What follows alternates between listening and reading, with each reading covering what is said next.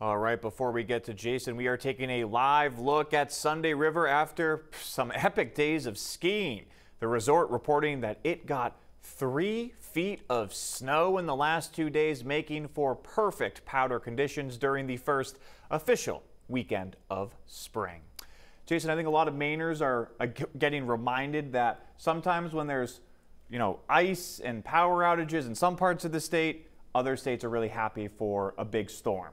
Yeah, it was a very humbling experience as far as trying to predict feet of snow in one part of the state and ice in another part of the state. So Mother Nature reminding us that she's in control of the weather around here.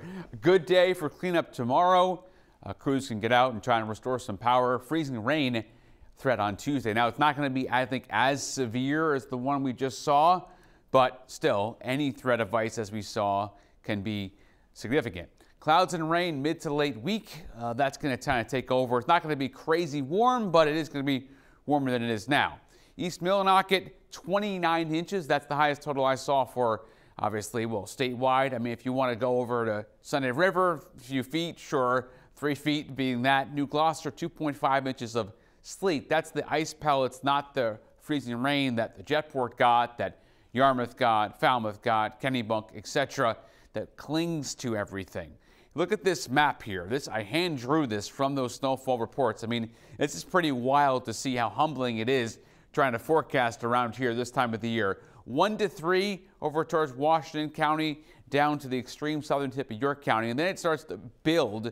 3 to 6, look at the sleet and freezing rain going on there, and then 6 to 12, 12 to 18, 18 to 24, 24 to 30, depending on these little dots in Millinocket, Mars Hill, back towards the Bridgeton area, Norway, White Mountains, Wildcat. I mean, it's just a storm that really just kept going all day.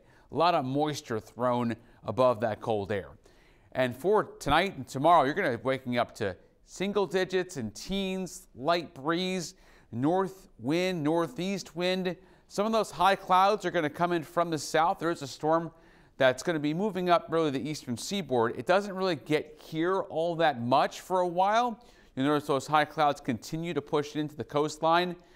So you're going to see kind of that filtered sunshine tomorrow. Okay, you'll see the sun halo look. And then here we go, Tuesday morning. Look what happens.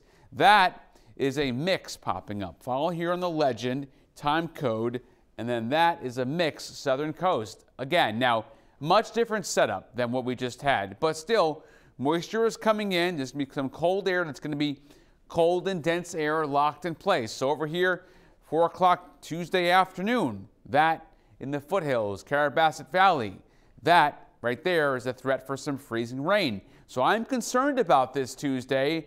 I don't think it's going to be the same thing we just had, but it is definitely something to keep a very close eye on. Chief Meteorologist Todd Guttner here tomorrow morning at 4:30 with an update on the threat for ice. Small craft is up, and that is for tomorrow. So here we go into Tuesday. I have that threat up. It's mostly middle of the day, late in the day, but could even see a little earlier on southern coast.